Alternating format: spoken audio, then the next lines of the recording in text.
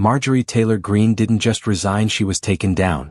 And the person who ended her political career wasn't a Democrat, wasn't the media, and wasn't the establishment, it was Donald Trump himself. This is the brutal truth behind one of the most shocking political betrayals of the decade and the real reason Trump decided Greene was no longer useful.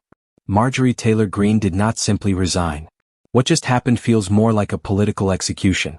She was taken down in public by the very man she once elevated and defended, Donald Trump.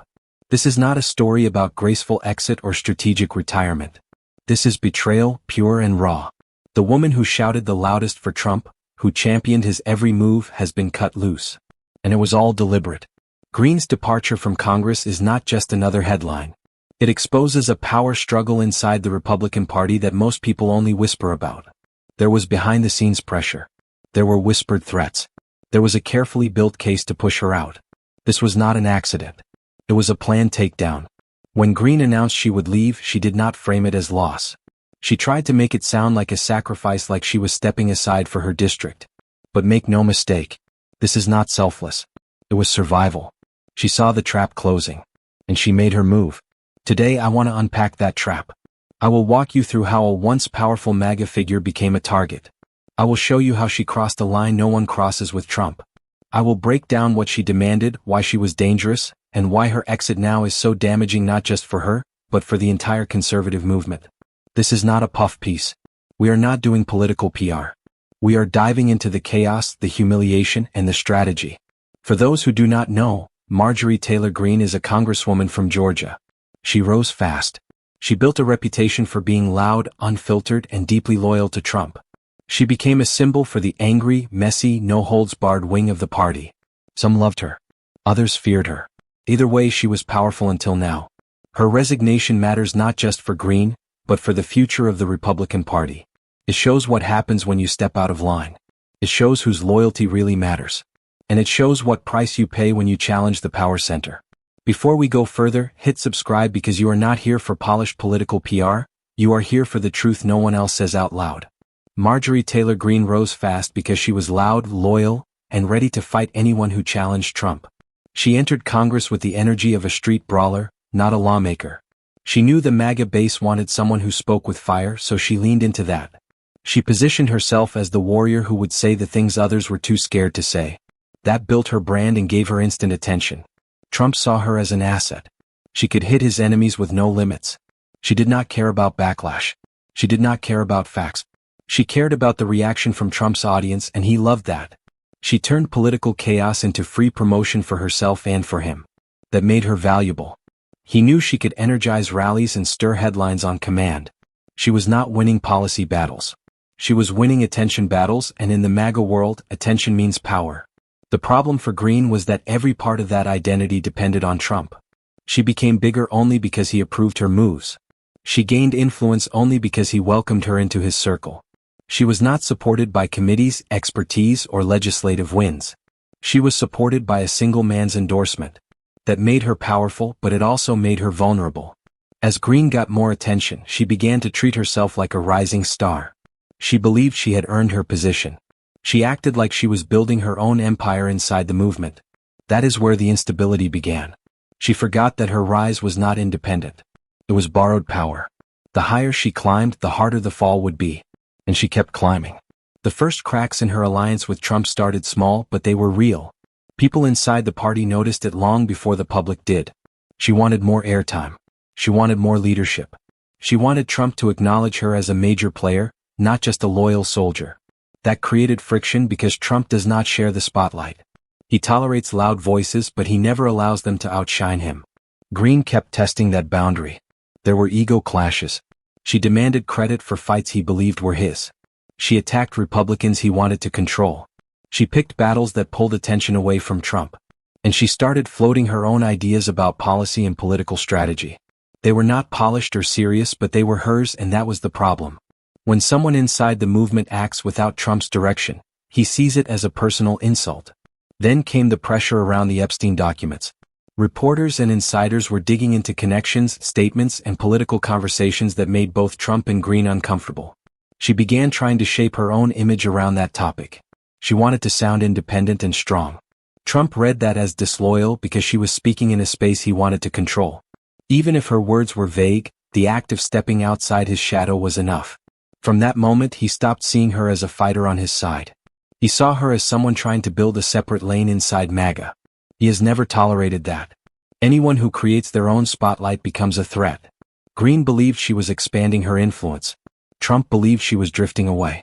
That difference in perception turned into distrust. In Trump's world, independence is betrayal. He does not care if you still support him. He cares if you act without his permission. Greene crossed that line more than once. Each time she did it, the distance between them grew. And when that distance grows, the ending becomes predictable.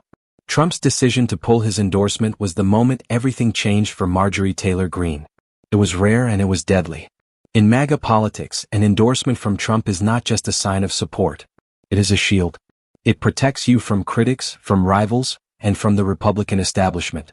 Losing that shield means you are exposed. It means your own base starts to question your loyalty. And it means the movement turns away from you without hesitation. Greene learned that lesson the hard way. Trump began his attack with simple words, but they hit like a hammer. He called her wacky. He called her a traitor. He mocked her judgment and her attitude. He made it clear he was finished with her. Those words were not random insults. They were signals. When Trump gives someone a negative label, it becomes their identity in the MAGA world. His supporters repeat it. Influencers repeat it. Members of Congress repeat it. Trump knew that. Greene knew that too. When he branded her as someone who had lost her way, it was the start of her political death. The public nature of his comments made it worse. Trump could have pulled back quietly. He could have ignored her and moved on. But he wanted a public separation. He wanted the world to see that she no longer belonged in his circle. That is what made the resignation inevitable. No one survives inside MAGA without Trump's approval. Once he took that away, her platform collapsed. Her influence collapsed. She was no longer a fighter for the movement. She was a problem that needed to be removed. Trump wanted her gone for a simple reason. She stopped being useful to him. She became unpredictable. She created her own media moments that did not help him. She drew attention toward herself when he wanted it on his own campaign. And she stepped into political battles that made him uncomfortable, especially when she talked about sensitive topics like the Epstein documents. Trump does not tolerate anyone who threatens the message he controls. He decided she was becoming too difficult to manage, so he cut her off. The shift among MAGA influencers happened fast. People who praised her for years suddenly attacked her. They echoed Trump's words and treated her as if she had betrayed the movement. The same creators who once used her clips for engagement now accused her of losing her mind. Even her closest online supporters stopped defending her. They knew standing with her meant standing against Trump, and no one in MAGA will risk that. Greene watched her base vanish in real time because Trump wanted her gone. The movement listened because the movement always listens to him. The pressure on Marjorie Taylor Greene inside the Republican Party did not start loud. It started in silence. People in the GOP had been frustrated with her for a long time. They watched her turn every issue into a fight. They watched her drag the party into chaos with no plan to fix anything she created. Many of them wanted her gone, but they needed the right moment. Once Trump pulled his support, they finally had it. Donors were the first to pull back. They stopped returning calls. They stopped offering meetings. They stopped sending money. Big donors do not throw cash at someone who has lost influence. They invest in power, and Greene no longer had it. The shift was fast and cold. It was a sign that her future was already collapsing, even if she tried to pretend nothing was wrong. Right-wing media began to hit her next. These were outlets that once celebrated her. They framed her as a fighter and a fearless truth-teller. But now they treated her like a loose cannon. They aired segments that mocked her behavior. They questioned her choices. They asked if she was hurting the party.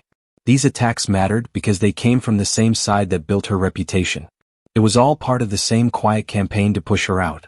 Party strategists watched her decline and saw an opportunity. They believed she had become a liability. She was distracting the base with drama that did not help their elections. She was picking fights that did not help their agenda. She was creating headlines that pushed away moderate voters.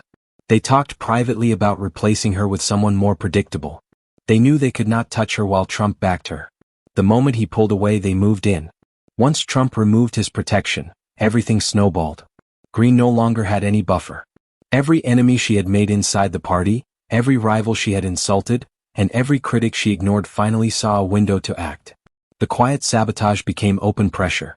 People around her were not helping her climb back. They were guiding her toward the exit. She felt it from all sides, and that pressure shaped her final decision. Her resignation was presented as a strategic move to protect her district. She said she needed time to focus on the people she represented. That sounded strong on paper, but it was not real. It was political spin meant to soften a painful moment. She was resigning for one reason. She did not want to lose in a primary that Trump would support against her. That defeat would have destroyed her image completely. She wanted to escape before that happened. She understood the numbers. She understood how fast her base had turned. She understood that a Trump-backed challenger would crush her. Losing in a primary would have been public, humiliating, and final. So she looked for a way out that allowed her to shape the story. By resigning, she could say she left by choice. She could pretend she was still strong enough to walk away. This was political self-preservation. It was the instinct that kicks in when a career is collapsing. She knew she could not fight Trump. She knew she could not rebuild her influence. She knew the party was done protecting her. So she resigned before the crash became official. It was her last attempt to save whatever remained of her future. It was not a bold move. It was a defensive one. It was the final act in a story that had already ended long before she stepped up to announce it. After Marjorie Taylor Greene resigned, Donald Trump made his reaction clear. He said her departure was great news for the country. On the surface, it sounded like a simple statement. But for MAGA loyalists, it was a message loaded with meaning. It signaled that Greene was no longer welcome in the movement. It told everyone that loyalty to Trump is not enough. You must also follow his rules, stay in his shadow, and never challenge his control. That is how Trump communicates. He does not just win debates or elections. He shapes perception. He uses public humiliation as a weapon, and Greene became its target. Trump's words were calculated. They reinforced his authority while breaking hers. He knew how to make it sting. For months, Greene had portrayed herself as untouchable, as a fighter for the movement. Trump removed that image with a single sentence. MAGA supporters saw her fall as proof that crossing Trump carries consequences. That made it impossible for Greene to rebuild her reputation inside the movement. Even loyal fans could not openly defend her. The humiliation was permanent. In politics, timing and optics matter more than anything, and Trump controlled both. Greene's brand of boldness and independence was now a liability, not an asset. Her resignation was not only a personal defeat. It was a warning. It demonstrated how Trump wields power, both publicly and privately. He does not forgive those who stray from the path he sets. The loyalty of the base depends on fear and admiration. Once you fail to meet either, your influence collapses. Greene learned that lesson in real time, and it reshaped the way other politicians in her orbit behave. They saw the cost of overstepping. They saw the limits of independence. Her fall became a story about control and obedience as much as politics itself. The implications for the Republican Party are significant. Greene's exit represents a shift in power inside MAGA. Loud, controversial figures who once energized the base are now being measured against Trump's approval. Loyalty is no longer about supporting the ideology or the policies. It is about following his direction and maintaining his favor. This fall will affect other far-right figures who thrive on visibility and independence. They now know the consequences of stepping outside the boundaries he sets. The message is clear. Challenge Trump or act without his consent, and your political career could end. This also matters for the 2026 to 2028 campaigns. Candidates will be more cautious. They will prioritize Trump's support over bold messaging or personal brand building. Even those with strong local bases will think twice before acting in ways that could anger him. Greene's fall signals that the movement's internal discipline has tightened. The cost of dissent has been made public. The long-term effect is a party that may appear unified but is deeply controlled from the top. Greene's story will be studied as a lesson in obedience and the real limits of political independence in the MAGA era.